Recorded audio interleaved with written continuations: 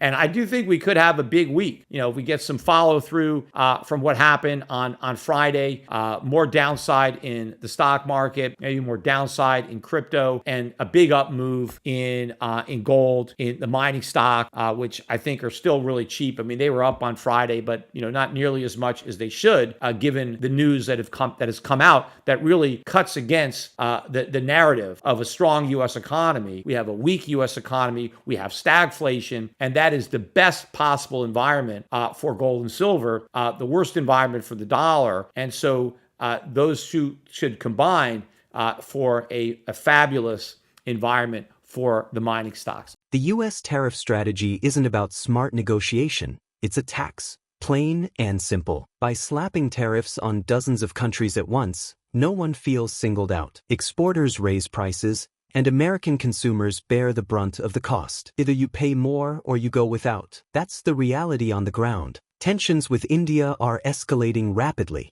Trump's threat of 25% tariffs on Indian imports has thrown trade talks off track. Negotiations are stuck, and the fallout is rippling through BRICS. What was once posturing is now real pressure. The U.S.-India trade relationship is fraying at the edges, with no sign of a resolution. Peter Schiff, chief economist and global strategist at Euro-Pacific Asset Management, points out the obvious. Trump isn't just using tariffs as leverage, he's keeping them. Even after other countries lower their barriers, the U.S. doesn't budge. The idea of a quick rollback is fiction. Meanwhile, the costs are stacking up. With tariffs now averaging 18%, the highest in nearly a century, companies are absorbing the losses just to prevent prices from skyrocketing. That means tighter margins, less investment, and fewer jobs. Consumers are already stretched thin. Now they're being asked to carry the weight of a trade war. It's not sustainable, and it's not just a theoretical problem. It's happening in real time. Over at the Fed, Jerome Powell is still holding rates steady. Inflation is running hot. The labor market looks steady on the surface, and the central bank isn't moving. But the cracks are showing. Powell says there's no urgency to cut, but the longer they wait, the more fragile the market gets. Schiff sees the setup clearly. Rate cuts aren't just a possibility, they're a necessity. If the Fed stays on pause for too long, the fallout could be severe. Stocks and crypto look vulnerable, but gold and silver? That's a different story. Miners are still cheap, the metals are building momentum, and if we're heading into stagflation, characterized by low growth and high prices, the dollar takes a hit while hard assets appreciate. If you found value in this breakdown, please hit the like button, subscribe, and share it with other investors who are paying attention. We're here to keep bringing you sharp analysis and voices that understand what's unfolding. Thanks for watching.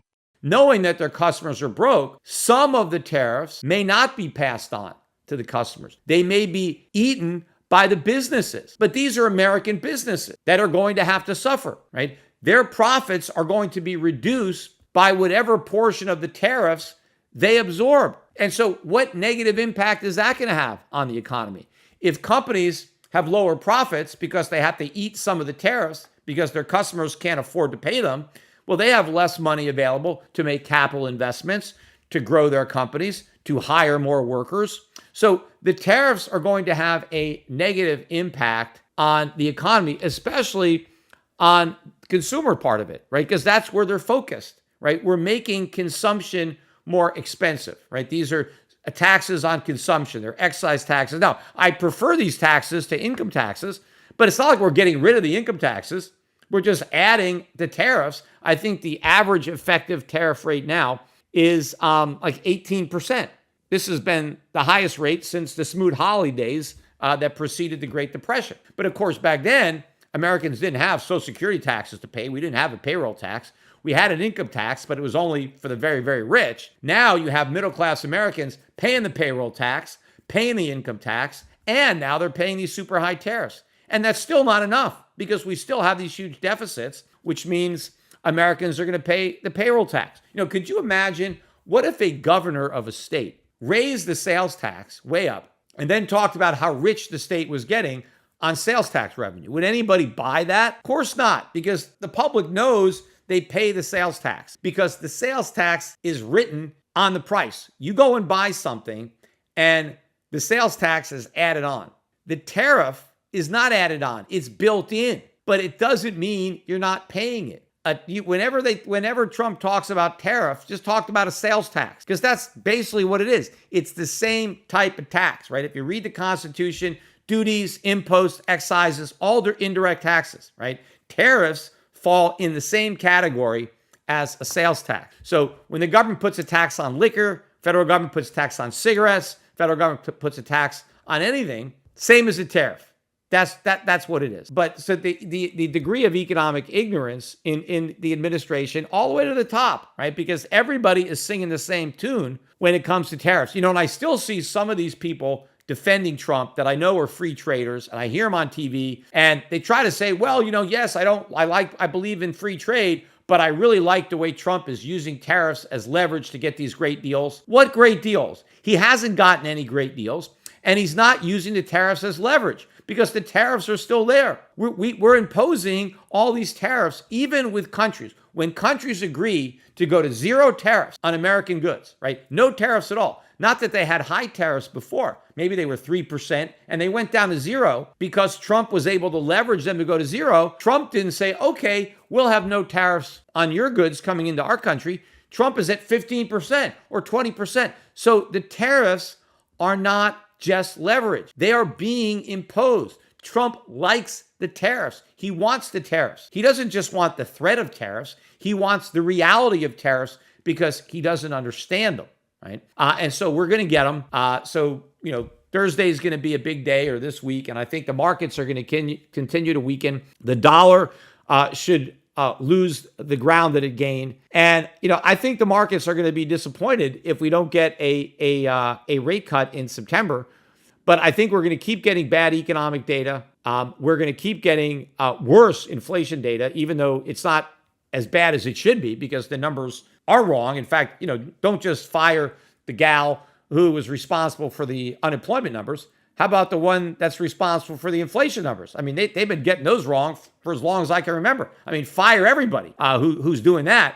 And the same thing with the GDP. And I do think we could have a big week. If we get some follow through from what happened on Friday, more downside in the stock market, maybe more downside in crypto, and a big up move in gold, in the mining stocks, which I think are still really cheap. I mean, they were up on Friday, but not nearly as much as they should, given the news that has come out that really cuts against the narrative of a strong U.S. economy. We have a weak U.S. economy. We have stagflation, and that is the best possible environment for gold and silver, the worst environment for the dollar. And so those two should combine for a fabulous environment for the mining stocks. Now, the weak jobs numbers, now if Powell comes back and says, oh, the economy wasn't as weak as we thought, but that also undermines the Fed, because is the Fed really just putting everything on these government numbers? I mean, why do we have all these economists that work at the Fed if they just look at government numbers? If they just take government numbers, as gospel, and they just build all their policy on these numbers. I mean, I said that before. I said, how could you base policy on numbers that are wrong, that are going to be revised? So for Powell, at last week, to talk about how strong the economy is, how strong the labor market is, and then at the very next press conference say, hey, the labor market is not strong, it's weak. So we got it wrong because we believed the government. Well, don't you have your own people, right? Didn't you know the government got it wrong? How could you, but there is some excuse. But given the ground that Trump laid out, or Powell rather, his criteria about inflation and making sure that these tariffs don't end up causing higher inflation, which again, they're not going to be the cause, but they could certainly be the excuse that the Fed could use.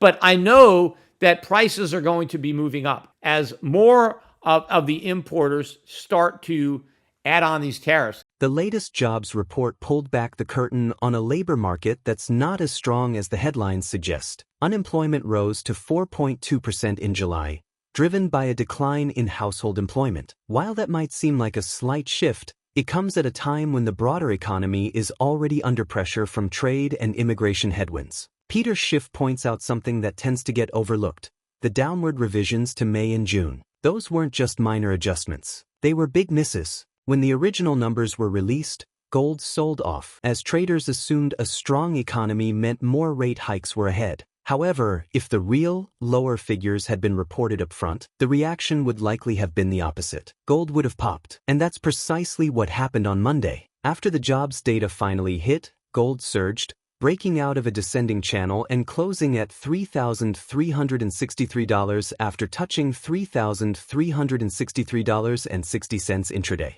The weaker-than-expected labor data dashed any lingering hopes for further rate hikes, weighed on the dollar, and prompted capital to flow into safe haven assets. Schiff isn't crying foul over manipulation, but he is calling out the math. The problem isn't that the data is rigged. The problem is the methodology itself. Jobs numbers, GDP, inflation, they lag. They're all shaped by models that don't reflect reality. They smooth out volatility, and they often create a version of the economy that's cleaner than what's happening on the ground. Let's get back to the interview. That is a terrible number. Again, gold was down $20 on that beat. If they would have reported 14,000, gold probably would have shot up by a lot more than $20. It might have been up $50. In fact, gold was up yesterday. It closed up $73 on the bad news, back above 33.60. But I think gold would probably already be above 3,500 had we got the correct jobs numbers right off the bat. Because all gold really did was recover ground it never should have lost, but it should have gained a lot of ground. Now, I think it's going to recover that ground pretty quickly. I think now that people are going to realize what they should have realized a long time ago, that we have a weak labor market. And of course, a lot of people are thinking that now this weak labor market is going to give the Fed cover to cut rates in September. And I'm going to get into that in a minute. I just want to talk a little bit more about these jobs numbers, because after the jobs numbers came out, of course, Donald Trump was very unhappy with these numbers. And about a few hours later, I read on the tape that Trump fired the woman who was in charge of the Labor Department where they come up with these statistics. He fired her for being incompetent, right? For doing a lousy job. Now, initially, I was wondering, what exactly is he firing her for? Is he firing her because the last 6 jobs numbers were all off and they all had to be revised down? So is that why he's firing her? Because, she's doing such a bad job that they're so far off every month and they have to go back and they have to revise it? No, that's not why he's firing her. He made it clear. He came out and said later in the day, I'm firing her because today's jobs numbers were rigged. I don't believe these numbers. I don't believe these revisions. He's saying that he believes that the reason the jobs number missed and the reason that the last 2 jobs reports were revised down by a record number of jobs was just to make him look bad, right? So the Labor Department, right, and it's, of course, the person in charge doesn't compute these numbers. I mean, maybe she gets them. There's all number of people. There's lots of people. I forget how many, 40 people maybe I read, that work on these numbers. Now, look, I think it's a waste of time. Just fire them, right? And I think the numbers are so inaccurate that what's the point of wasting all this money on all these government pencil pushers to come up with inaccurate numbers? Look, ADP comes out with a number. That's good enough. I mean, if the markets want job statistics, let private companies supply them. I mean, I don't like the government anyway supplying economic data because I don't trust the government, because the government is biased. Again, it's like asking the mafia to compute crime statistics. Obviously, the mafia is going to say, hey, there's no crime. We don't need any cops. See, look, nobody's getting robbed. There's no extortion. There's no racketeering. There's no need for any police. Of course, right? The mafia, is not going to be unbiased, right? Or it's like, letting kids grade their own report cards. Oh, my kid got straight A's. What do you know? Of course, right? If the kids grade their own report cards, what do you think? They're going to fail themselves? So you need an objective person. So I think we should fire everybody. He shouldn't just fire the head. Fire the entire department. Shut it down. We don't even need it. But I digress on that. I don't want to, go down that rabbit hole right now. I want to stay on the jobs numbers. But so Trump fires her because this is rigged, which is impossible for her to rig it. Right? It would have to be a conspiracy among everybody. And again, when I have been saying the numbers were bad, I didn't say it was, a conspiracy to fudge the numbers. My critique has always been that the methodology is wrong. The way they calculate these numbers, that's the problem. And maybe they've been designed to be wrong. It's not a conspiracy to fake them. Nobody is, getting the numbers and they're low and they're saying, oh, let's just, lie and make them good because we want to make Obama or Biden look good. Oh, we want to make Trump look bad. So let's erase this good number we got and substitute it. They couldn't get away with that. But if the methodology is wrong, then it's garbage in, garbage out. It's the same thing with GDP. It's the same thing with inflation, except in the other direction. So the unemployment numbers are lower than they really are, but the number of jobs created is higher. GDP is always higher. In fact, we got 3% GDP that came out on Wednesday, stronger than expected. Trump was talking about how great that was. Oh, look, 3% growth. Well, why is that number real? Right? And in fact, all the jobs reports that came out in the past that were wrong, but initially beat the estimates, Trump believed that. Oh yeah, those statistics are accurate. But when it's a bad number, oh, it's been rigged. And of course, if the head of the Labor Department was really trying to make Trump look bad, why did she wait until August 1st to do it? Why did all these other reports, in fact, every single jobs report that has been released, I think, since Trump was president, was a beat. Now, they were all revised down to a miss, but the original reports were all beats. Why didn't she rig those? Because those are the ones that Trump was able to go out and brag about. So if there was a conspiracy to make Trump look bad, why didn't they do it earlier? They just decided they wanted to make him look bad after all these months of making him look good. So it's ridiculous. I mean, talk about shooting the messenger. That's what Trump does. But again, this is all part of the Trump show. I've been explaining this. None of this is real, right? So Trump is confronted with bad economic data. And rather than acknowledge that it's bad, well, let's just fire the person who compiled it because the numbers can't be bad. And that's what he said. He said, the economy is great. We are booming, right? And so these numbers must be bad because we have a great economy. Well, how does he know we have a great economy? Because he says so? I mean, maybe Trump just believes that he's so good at whatever he does that the fact that he is president means we can't but have a great economy because he's the greatest president ever. And so we must have the greatest economy ever. I mean, that's what he believes. In fact, and I'm going to get into tariffs later, but, he's talking about how, we're getting rich on tariffs. I mean, how do you get rich? By taxing yourself? I mean, does he really believe that the road to riches lies in taxation? That the more taxes we have, the richer we're going to be? It's actually the opposite.